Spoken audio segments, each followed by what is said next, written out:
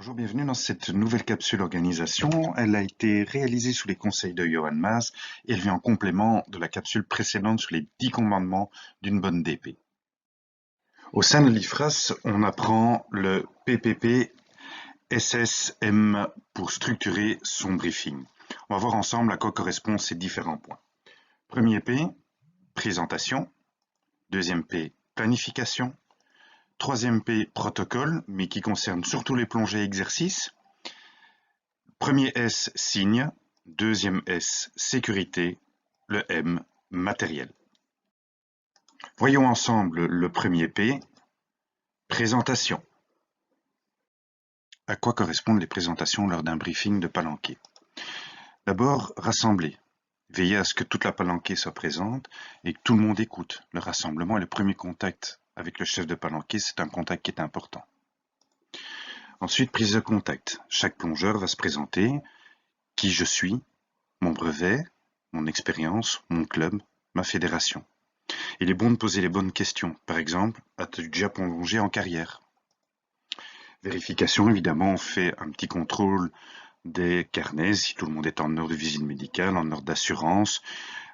Pour les autres fédérations, par exemple, l'assurance n'est pas systématiquement liée à une cotisation. Quand était la dernière plongée? Où? Quelles étaient les conditions de la dernière plongée? Et ensuite, tout s'est-il bien passé? Y a-t-il eu des problèmes d'oreille, de sinus ou de froid? Le deuxième P, la planification. La planification est la partie la plus longue lors du briefing de palanquée, mais la plus importante pour que la plongée se passe dans de bonnes conditions. J'ai découpé la planification en 6 points qui correspondent à une chronologie lors de la plongée et qui permettent de mieux détailler les explications. Premier point, la mise à l'eau. Il faudra se poser des questions et expliquer aux membres de la palanquée comment ça va se passer. Comment on se met à l'eau? Dans quel ordre? De quelle manière? Un saut droit et un saut arrière? On se donne rendez-vous en surface? Est-ce qu'on s'éloigne sur le dos pour s'immerger un petit peu plus loin? Deuxième point, immersion. Comment va-t-on s'immerger? En pied lourd, en canard, etc. Troisième point, la descente. Est-ce qu'on fait un stop à 3 mètres ou plus profond? Pour un check des oreilles, du masque, des fuites éventuelles. On précise que personne ne va plus rapidement et plus profond que le chef de palanquée.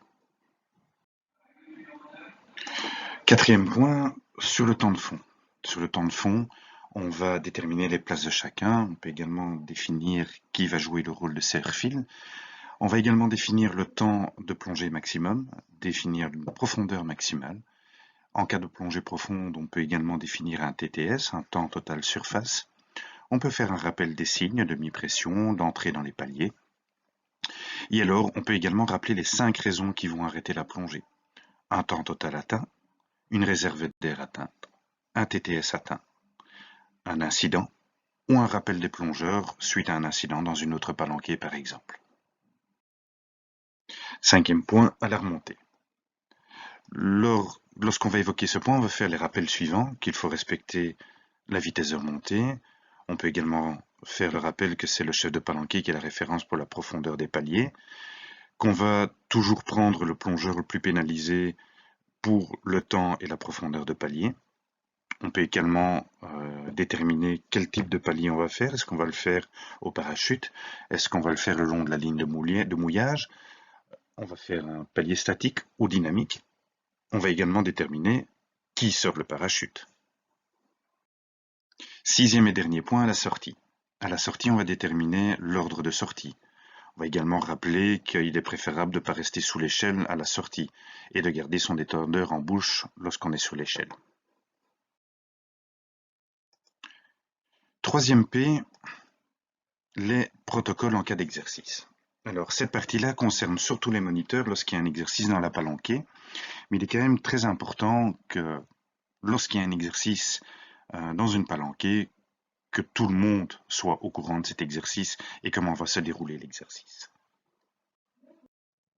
Alors, premier point, on va décrire l'exercice. En quoi il consiste, une explication du protocole et vraiment bien décrire une description complète de cet exercice. On va également expliquer le déroulement de l'exercice, où va-t-il se passer, la localisation, la profondeur, quel type de fond on risque de rencontrer, quand va-t-il commencer. On détermine un signe entre nous pour signer le début de l'exercice, qui est la victime, quel est son rôle, que doit-il faire.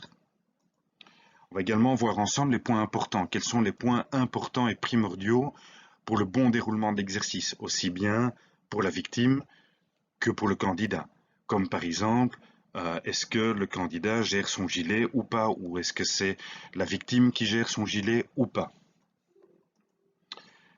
Ensuite, on va voir les critères de réussite, les critères d'échec. Et puis, on va aborder les règles de sécurité, à quel moment on interrompt l'exercice si jamais la sécurité est corrompue. Est-ce qu'on a un signe pour ça? Est-ce que le candidat peut interrompre de son propre chef l'exercice? Premier S, les signes. Effectuer un rappel des signes. Il est toujours bien de faire un rappel des signes importants et des signes courants qu'on utilise.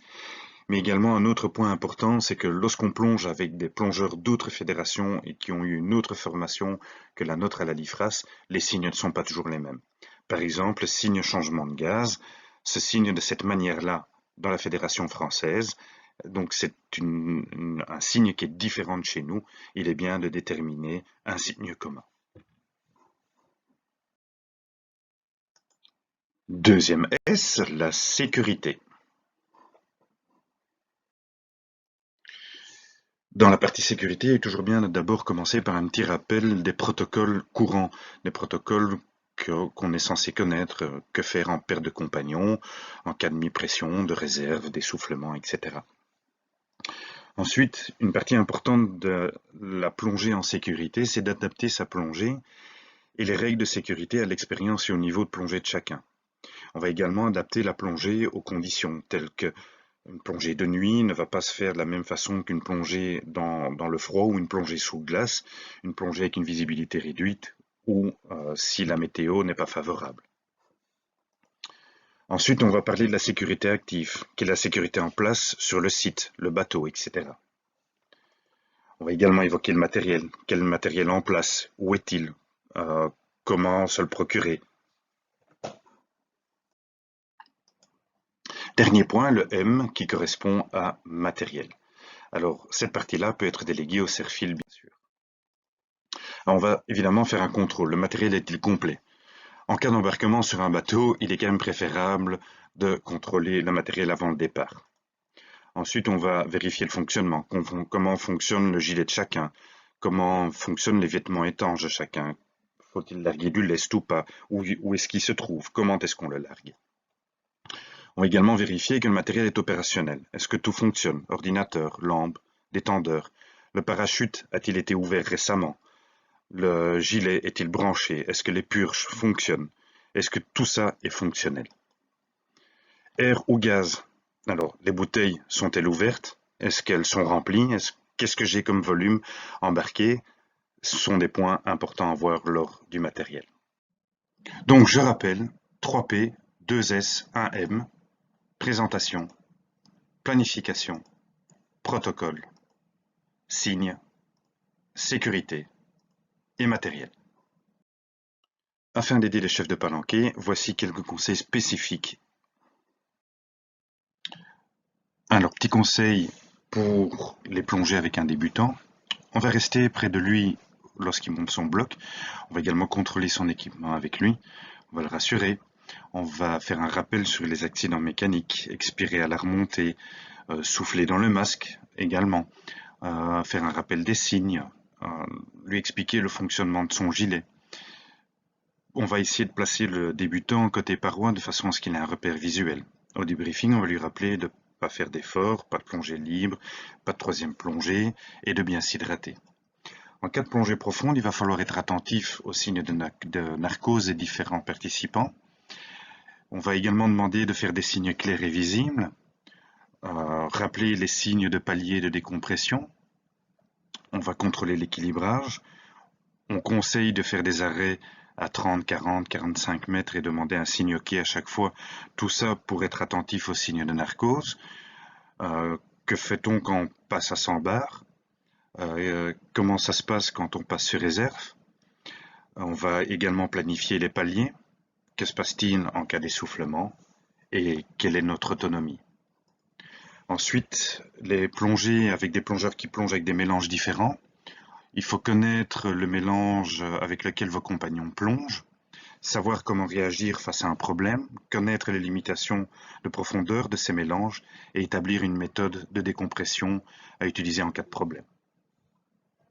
Tout ça, ça fait partie de la planification. Autre petit conseil, lorsqu'on plonge en eau froide, il faut être attentif au givrage, il faut également anticiper le froid. Et puis on conseille quand même de faire des plongées no déco, car je rappelle que le froid favorise la narcose et l'essoufflement. Lorsqu'on fait une plongée avec une descente dans le bleu, alors est-ce qu'on est sur une balise lourde, une balise légère? Est-ce qu'on touche le bout, oui ou non? Bien rappeler de gonfler le gilet à la descente. Plongée de nuit, on rappelle les signes de lampe. On rappelle également que lorsqu'il y a une lampe qui tombe en panne, ça équivaut à une interruption de la plongée. Pas de lampe en surface.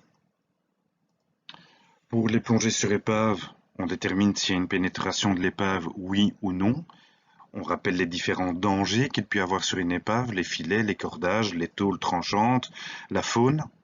Et puis également, en cas de plongée profonde sur épave, on peut déterminer un point de rendez-vous si jamais on se perd sur l'épave. Par exemple, si quelqu'un se perd, on se donne tous rendez-vous à la proue de l'épave. Dans les plongées à courant, on rappelle de rester groupé.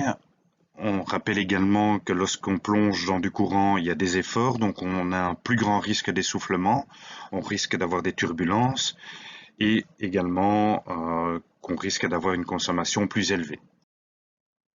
Alors je vous remercie pour votre attention pour cette dernière capsule. Merci à Johan pour m'avoir conseillé de faire cette capsule en supplément de la précédente. À bientôt.